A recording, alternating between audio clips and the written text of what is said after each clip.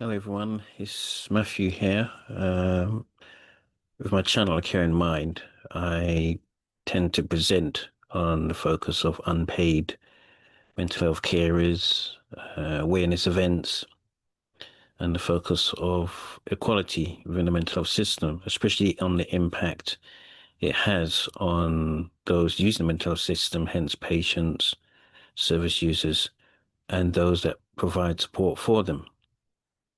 So with this video, this aligns itself in the focus on how racism in history of mental health industry, how it has impacted those throughout history, and why it's so important today in order to combat racism. This is actually not really part of this presentation, just about the history of it. Now, usually when people talk about history of racism, they might pick out one or two subjects. Um, Unfortunately, for those who feel that racism isn't really something that's a part, well, of psychiatry or psychology, history proves otherwise, which unfortunately has led to distrust of psychiatry and psychology throughout the mental health industry. But this presentation, is going to be fairly brief. I don't want to waffle on too long. We're just going to touch on several subjects. Most of the things that I'm pointing out, though, will focus on what's happened in history regarding the United States. There will be a few things regarding the UK, especially in the era of colonization and impact on segregation. So let's start. Um, well, when I've mentioned early on about what I present regarding equality, when you look at mental health care, it's not always being neutral or fair, hence the word um, unequal in regards to those of different minorities, ethnic, different races. A lot of this presentation does focus on within the historical concept of Black people, to be honest, and how racism has affected them. This led to ideas about race, influenced diagnosis, treatment, and access to care. The hidden context of this is use of power. When you think of racism, the core concept is viewing one's own race as superior, hence the keyword power, against or above other races. And it's no different with other tools or concepts that lends itself to racism, even though it might not always be be noticed. But in these institutions, power is definitely used, and through diagnosis, treatment, and access to care was or is to a point lends itself to some form of power. There is obviously change on this. It'll take a long, long time if we are being honest. This presentation does, as I've mentioned before, explore historical examples and their impact today, but I'll only go through this briefly through this presentation. So usually when people think about how psychiatry was used against minorities or Black people, the first thing they'll pick out is a really cruel historical example, Drapetomania.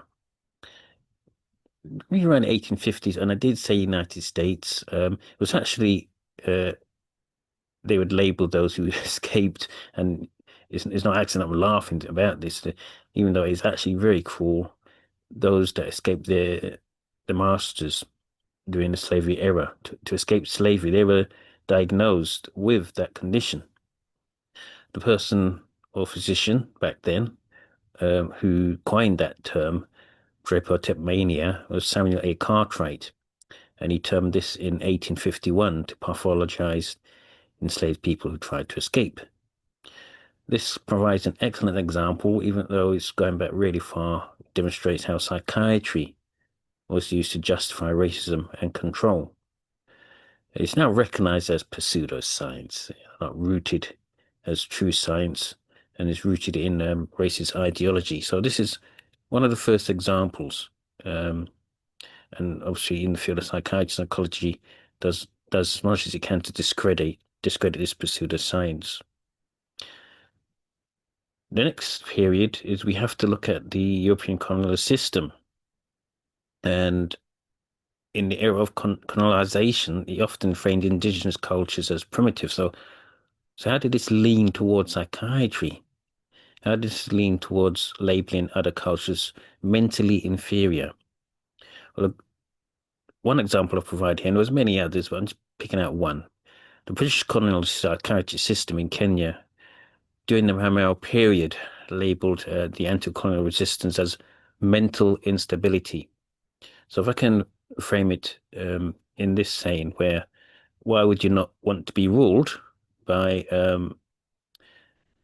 those that bring about better advances in faith, in medicine, transportation? We are in rights to rule you because we can rule you. So why would you want to live in this state where we view yourselves as backwards? And they felt that this resistance to was mental instability. So hence, mental health practice was used to enforce control over colonized population. Over the years, it led to more cultural misunderstandings, which led to misdiagnosis and stigma. And this again was still going backwards. I'm only pointing out one element of this, looking at the impact of the colonization system, and how it used psychiatry in order to enslave what they viewed as inferior cultures. You could do a whole presentation on that alone. But that's one of the next terms as to how racism was used within the psychiatric system. Moving onwards to the late 19th and early 20th century, we're now looking at the eugenics movement, one of the key fashionable concepts, which unfortunately lent itself not only to psychiatry, but even all the way up into led to the fascism and Nazi period. But how did the mental health profession get involved? Well, they supported ideas of racial superiority. Remember what I said earlier on about one of the core concepts of racism, where you view your race superior to others.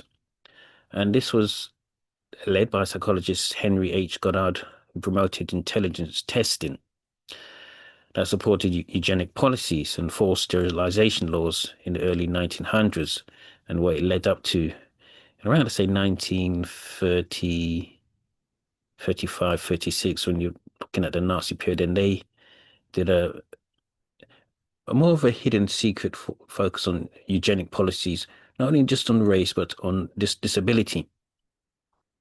And this led to forced sterilization of targeted minority groups and disabled people.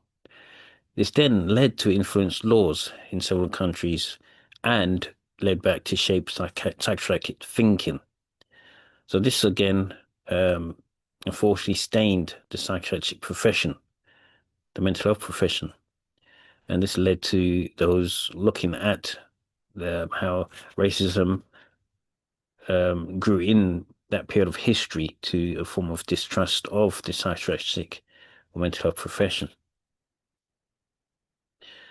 Going on to the 1960s and 1970s, not many do point out to this period as an example, but during this period, there was a lot of overdiagnosis of schizophrenia in black men. The diagnosis criteria shifted towards black men in the US. I'm going back to the United States again, where they viewed the angry black men as disproportionately labeled. Remember, in the 1960s, it was the era of huge social movements.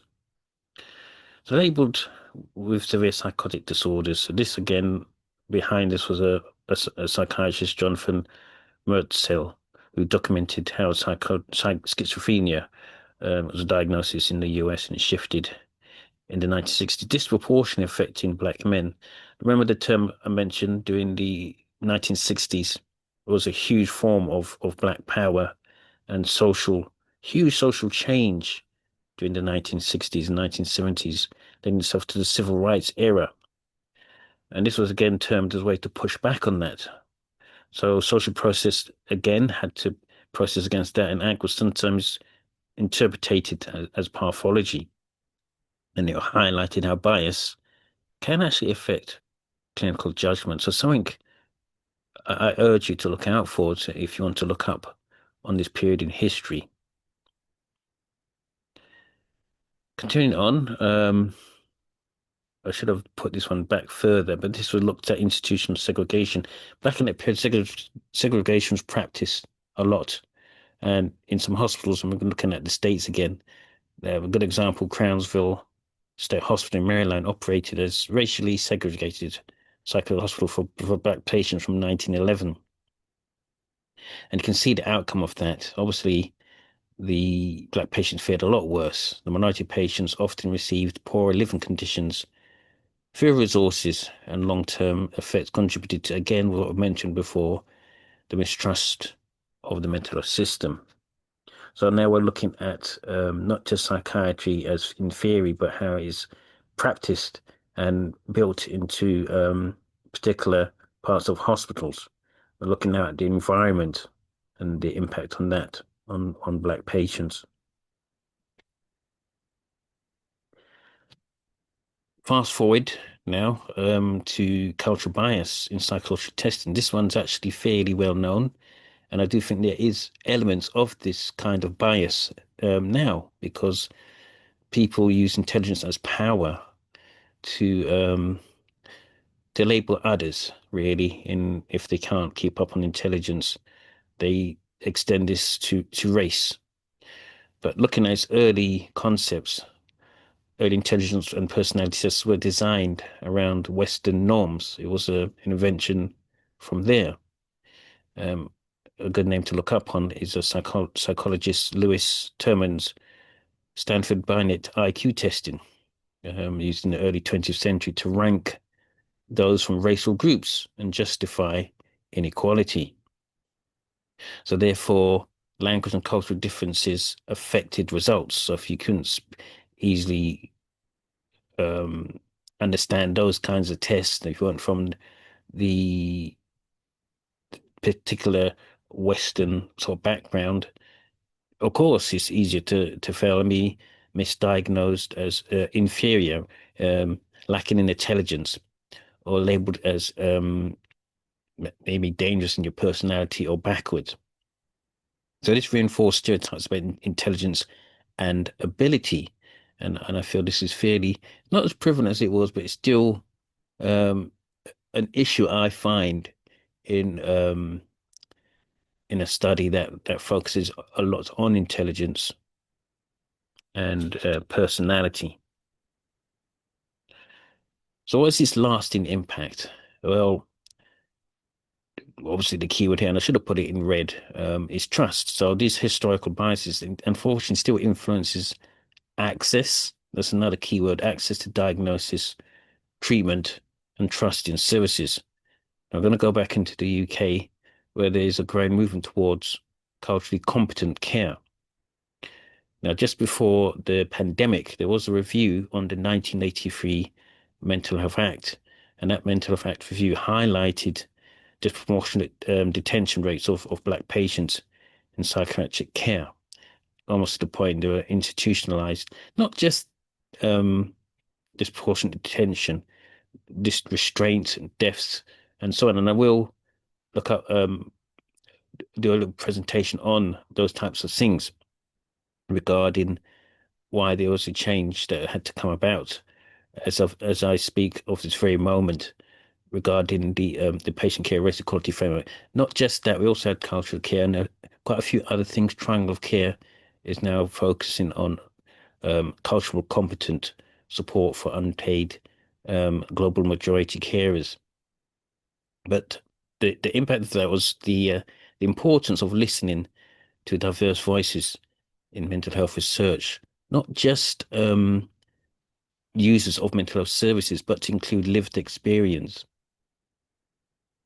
So the final words really on this is racism, unfortunately, has shaped parts of the mental health through history, of misdiagnosis, exclusion, links to colonization, harmful therapies, and learning from this history, I do feel it is sad, cruel, tragic, but it's important to learn history because in turn you can use it. If someone turns around and says, "Oh, you're talking rubbish, you're not a psychiatrist."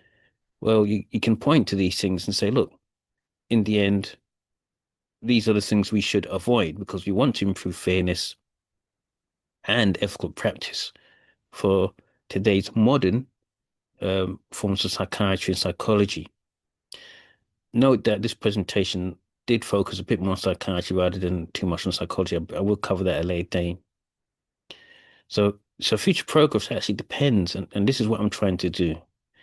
I'm trying to raise awareness, a bit of education, and my involvement, which is massive, regarding the patient care race equality framework. I do focus more on my lived experience regarding carers as I present this video for yourselves now. For those watching, I'd like to say, if you enjoyed this video, do give it a like, do share it with others.